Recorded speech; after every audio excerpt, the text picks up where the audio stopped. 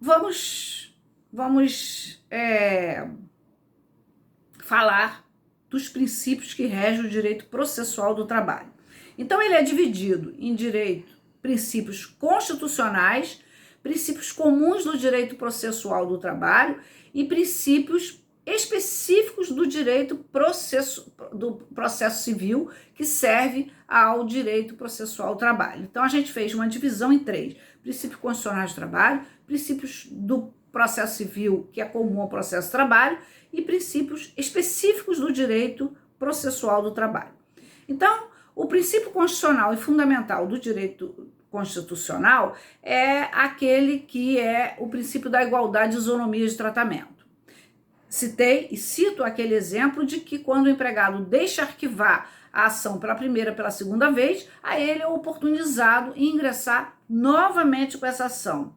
O que não acontece com o réu, se porventura ele faltar ao trabalho e ele não tiver nenhuma justificativa, ele tem essa ação julgada à revelia. E uma ação julgada à revelia presume-se verdadeiros fatos alegados na petição inicial. Logo, nessa linha aí, é uma ação procedente ao empregado. Então, essa igualdade ou isonomia de tratamento prevista no caput do artigo 5º da Constituição Federal, ela é relativizada em algumas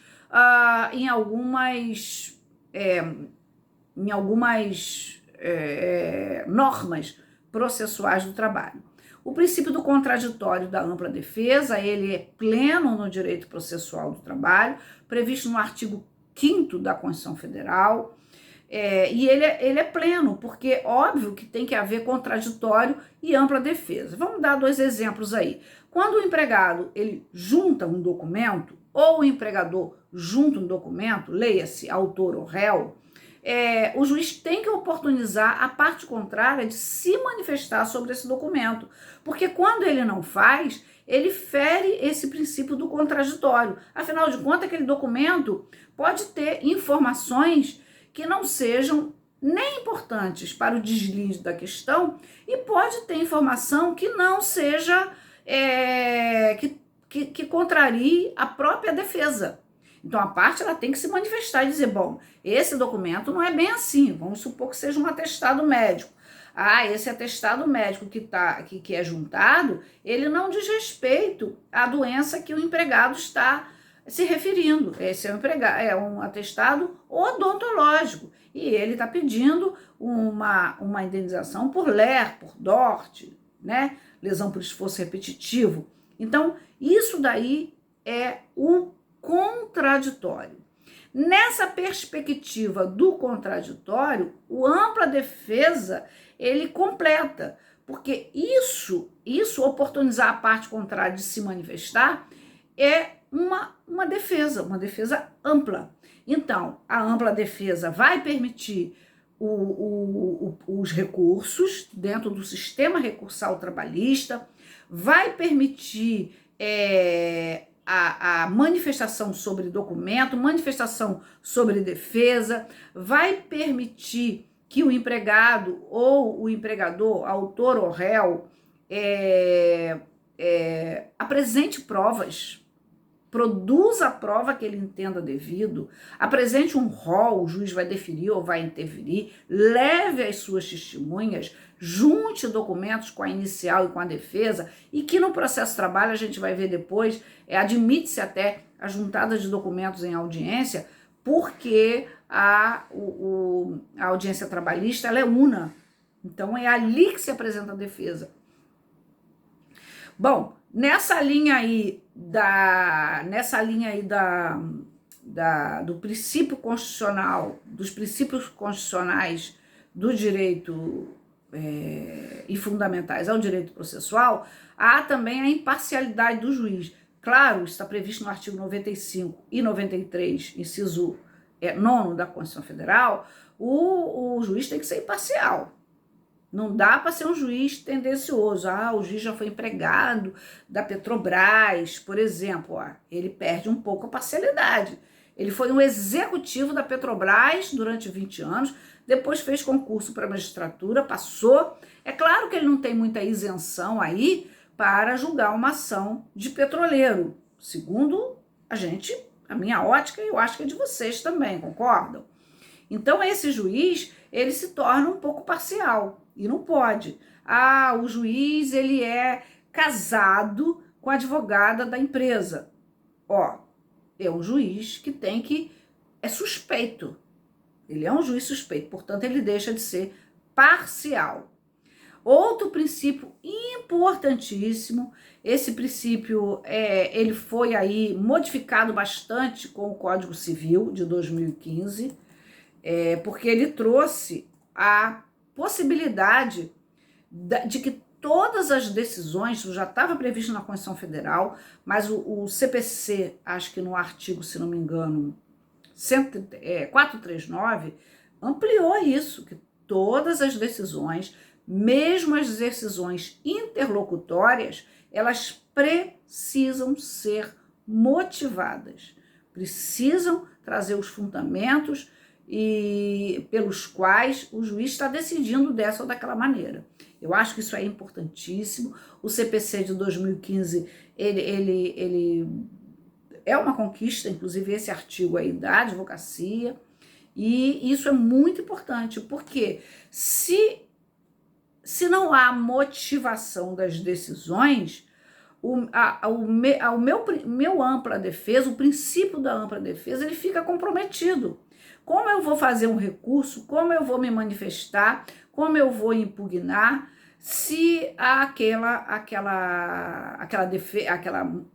decisão, ainda que interlocutória, ela é superficial, ela é genérica. Fere, aí compromete o princípio da ampla defesa.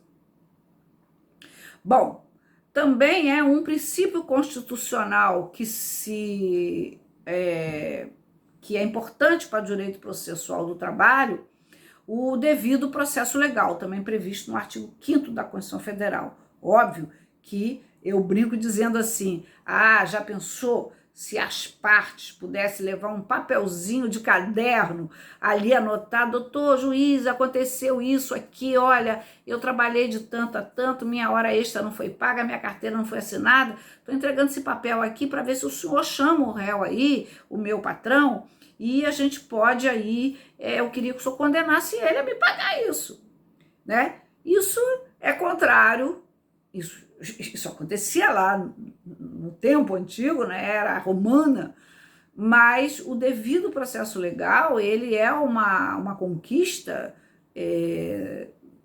que já vinha, né, em outras constituições, é bem antigo, né, e na Constituição Federal de 88 ele ganha esse valor muito grande. Por quê? Porque a complexidade das relações sociais, a complexidade das relações trabalhistas está a desafiar um processo que seja justo, que seja devido e que seja pautado em legislações.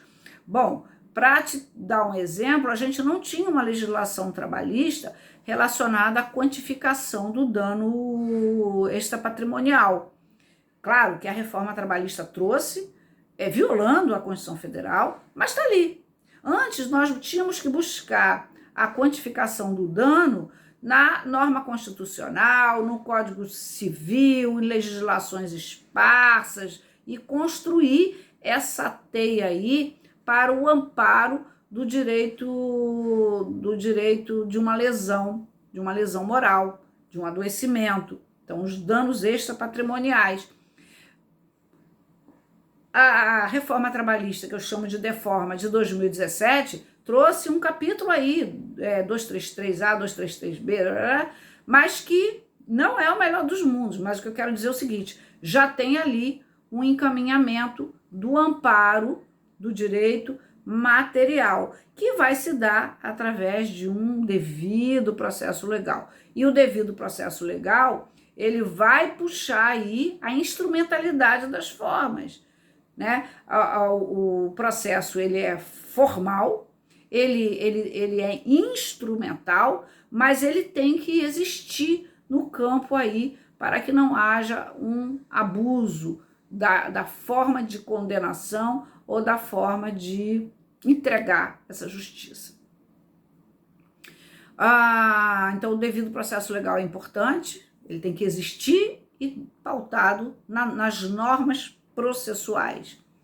Inafastabilidade do controle jurisdicional é importante. Esse artigo também, artigo 5º, inciso 35 da Constituição Federal, ele vai dizer que o Estado não pode se furtar a dizer o direito, né? E por isso que, inclusive, quando saiu a lei as comissões de conciliação prévia, e que tinha um dispositivo que está presente ainda, mas que agora já tem decisão do Supremo, já de há muito, por violar a Constituição Federal, dizendo que a parte só podia bater as portas do judiciário se ela tivesse esgotado todas as tentativas de negociação intersindical nos núcleos de conciliação sindical. E assim mesmo, para entrar com essa ação, tem que juntar uma ata dizendo que as partes não se conciliaram. Olha, eu nunca engoli isso, desde essa época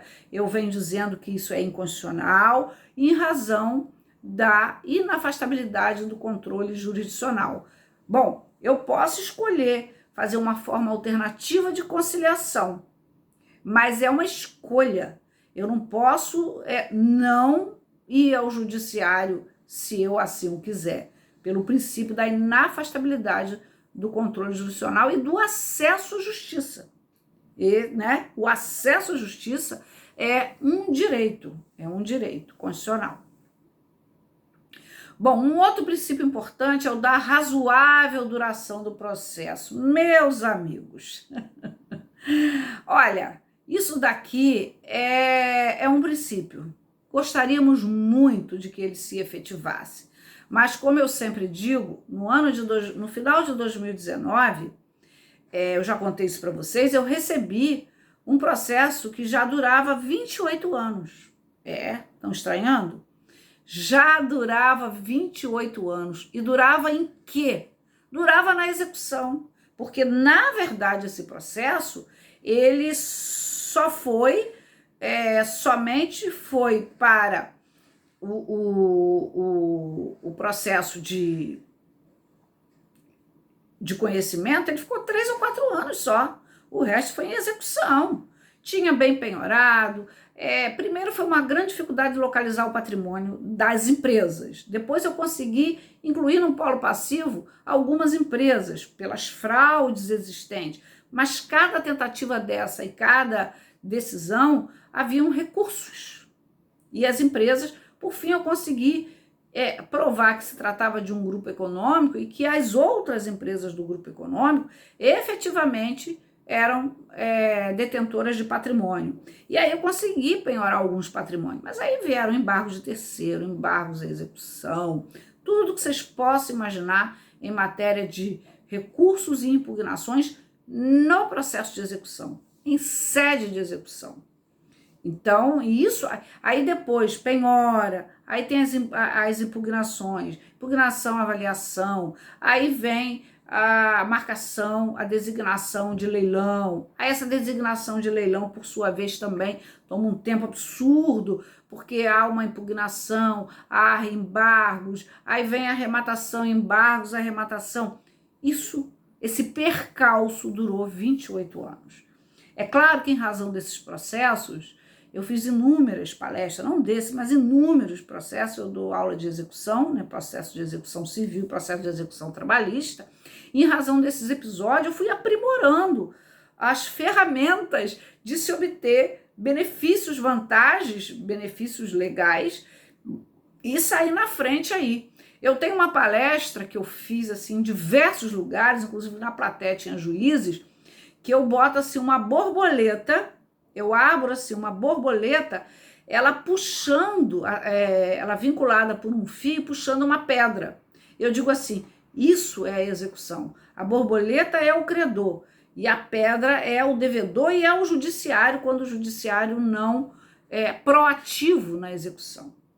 Então, eu estou contando isso, e eu conto muito isso na execução, nas aulas de execução e nas palestras que eu faço, para dizer que essa razoável duração do processo, que foi inserida em 2004 pela emenda constitucional 45, e a gente tem um livro só sobre essa emenda, e eu coordenei esse livro, eu fiz esse livro, mas eu escrevi um capítulo dele, e o meu capítulo foi sobre a razoável duração do processo, porque eu sempre vivi muito indignada com as execuções infindas, com as manobras no processo de execução, porque demora por quê? Porque tem manobra. Aí vocês estão aí me perguntando, professora, mas por que demora? Por que demora? Porque no Brasil não se é preso por dívida e as grandes fraudes estão nos devedores que não são sérios, que são renitentes, que tiram o patrimônio do nome, que abre a empresa em nome de outrem, de laranjas, e isso a gente faz uma petição inicial bem feita, tem uma boa decisão, mas quando chega na hora de receber, a gente passa por essas agruras aí na execução.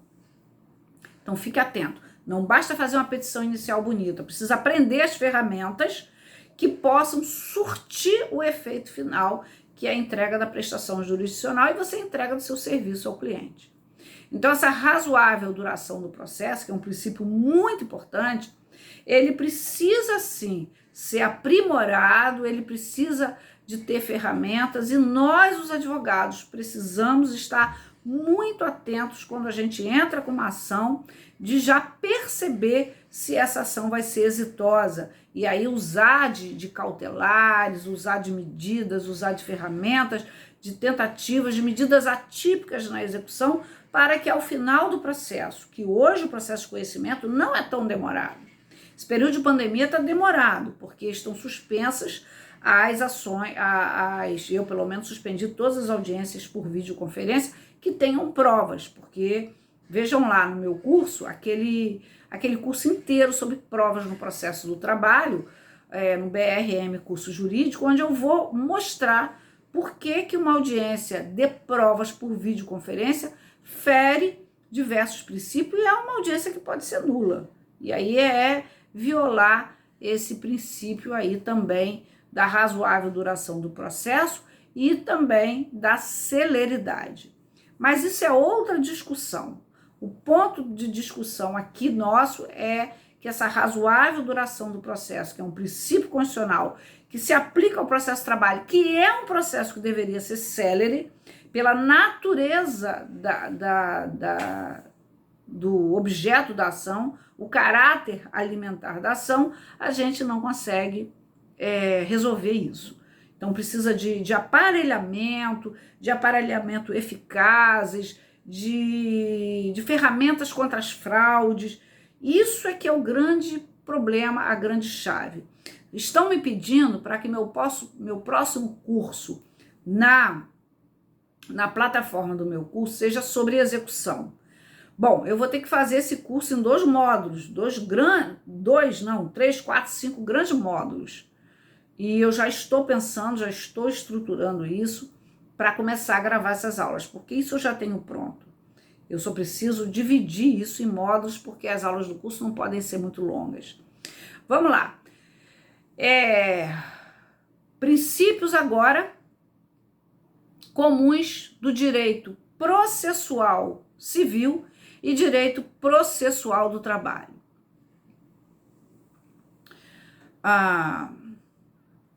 Então, eu vou falar agora os princípios que são comuns do direito processual civil, do direito processual do trabalho. E vou explicar qual deles tem um abrandamento no direito processual do trabalho, tá? Mas antes disso, eu vou encerrar esse módulo para poder a gente fazer um segundo módulo, um segundo ponto, e vamos lá, ok?